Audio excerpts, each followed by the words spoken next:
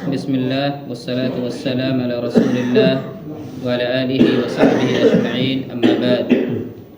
عن ابن عباس رضي الله عنهما قال مر النبي صلى الله عليه وسلم بقبرين فقال إنهما يؤذبان أما أحدهما فكان لا يستتر من البول وفي رواية فلا ينتزه من البول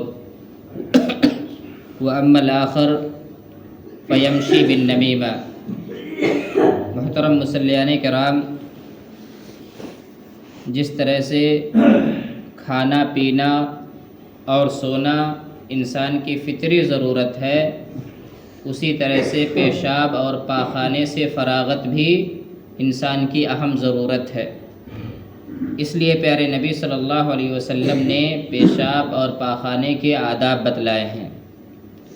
سب سے پہلا ادب یہ ہے کہ جب انسان پیشاب اور پاخانے کا ارادہ کرے تو اسے چاہیے قبلہ رخ ہو کر کے پیشاب اور پاخانہ نہ کرے، یعنی اس کا منہ بھی قبلہ رخ نہیں ہونا چاہیے اور اس کی پیٹھ بھی قبلہ رخ نہیں ہونی چاہیے.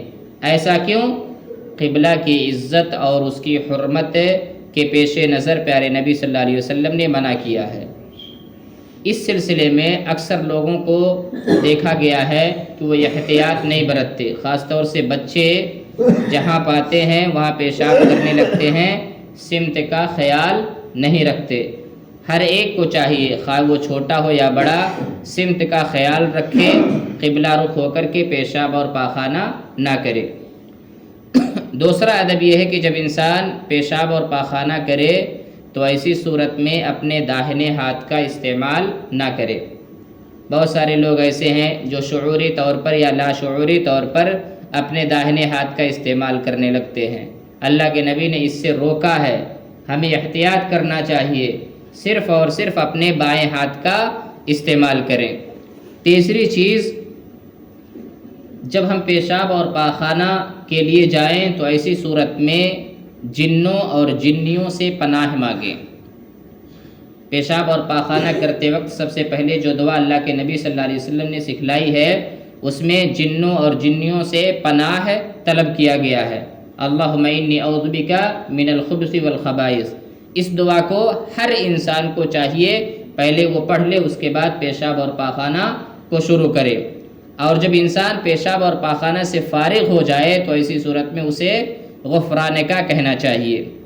ایک اہم بات جس کی طرف رہنمائی کرنی ہے وہ یہ کہ جب انسان پیشاب اور پاخانہ کرے تو ایسی صورت میں حد درجہ اسے محتاط ہونا چاہیے کہ کہیں پیشاب کا کوئی چھیٹا اس کے جسم پر تو نہیں پڑ رہا ہے.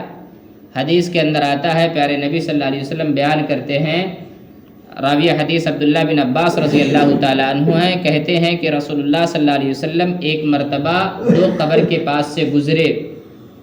دو قبر کے پاس سے جب پیارے نبی گزرے تو فرمایا ان دونوں قبر والوں کو عذاب ہو رہا ہے، اور ان دونوں قبر والوں کو جو عذاب ہو رہا ہے وہ کسی بڑے گناہ کی وجہ سے نہیں ہو رہا ہے.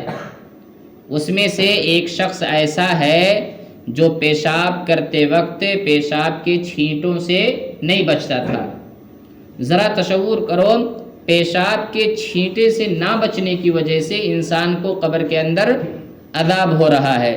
پھر ان لوگوں کا کیا انجام ہوگا جو بغیر پانی کے پیشاب کر لیتے ہیں. بہت سارے لوگ ایسے ہیں، میں نے بڑے لوگوں کو، مسلمان مردوں کو دیکھا ہوں کہ بغیر پانی کے ہی پیشاب کرنے لگتے ہیں. اسی لیے حدیث کے اندر آتا ہے اگر انسان کے پاس پانی نہ ہو تو مٹی استعمال کرے، لیکن کبھی بھی ایسا نہیں ہونا چاہیے کہ پیشاب کرنے کے بعد بغیر صفائی کے وہ اپنے پائجامے کو چڑھا لے. اس کا حکم ہرگز نہیں دیا گیا ہے. انسان کو چاہیے ہر حال میں صفائی کرے، اگر پانی نہیں ہے تو مٹی سے صفائی کرے. لیکن بہتیرے لوگ ایسے ہیں جو نہ صفائی کرتے ہیں، نہ ڈھیلے کا استعمال کرتے ہیں اور نہ ہی پانی کا استعمال کرتے ہیں. ایسے لوگوں کے لیے قبر کے اندر عذاب ہے. اور دوسرا شخص وہ جو یمشی بن نمیمہ، چغل خوری کرتا ہے، جہاں بھی بیٹھتا ہے ایک دوسرے کی غیبت کرتا ہے، چغلی کرتا ہے. اور یہ صفت کل تک عورتوں کے اندر مخصوص تھی، لیکن یہ چیز دھیرے دھیرے ہمارے مرد حضرات میں بھی منتقل ہو چکی ہے. وہ جہاں کہیں بھی بیٹھتے ہیں، جمگھٹا بناتے ہیں، وہاں ایک دوسرے کی برائیاں کرتے ہیں، ایک دوسرے کی چغلیاں کھاتے ہیں. ایسے لوگوں کو ڈرنا چاہیے کہ جیسے ہی وہ قبر کے اندر اتارے جائیں گے ان کو اس گناہ کی وجہ سے عذاب دیا جائے گا۔ لہذا مذکورہ باتوں کا ہم خیال رکھیں، پیشاب کے چھینٹوں سے بچنے کی کوشش کریں۔ خاص طور سے ایک اہم بات یہ ہے کہ جو لوگ ہم بستری کر لیتے ہیں، ہم بستری کرنے کے بعد ان کو تو لگتا ہے کہ اب تو ہم ناپاک ہو گئے ہیں تو چلو بغیر پانی کے پیشاب کر لیں۔ دیکھیے جب آپ ہم بستری کرتے ہیں تو آپ ناپاک ہو جاتے ہیں، لیکن ہم بستری کرنے کے بعد جو منی ہوتا ہے وہ آپ کے کپڑے میں لگتا ہے، وہ منی پاک ہوتا ہے۔ اب ہم بستری کے بعد آپ یہ سوچتے ہیں کہ ہم تو ناپاک ہیں، چلو پیشاب بھی کر لیتے ہیں، دھلنے کی کیا ضرورت؟ نہیں، وہاں پیشاب کو بھی دھلنا چاہیے، کیونکہ پیشاب کا قطرہ جو ہے وہ ناپاک ہے، اور ناپاکی کی وجہ سے ہی اللہ رب العالمین عذاب دیتا ہے۔ اللہ تعالیٰ سے دعا ہے اللہ تعالیٰ ہم تمام مسلمانوں کو پیشاب اور پاخانے کے جو آداب بتلائے گئے ہیں اس پر عمل کرنے کی توفیق عطا فرما، آمین۔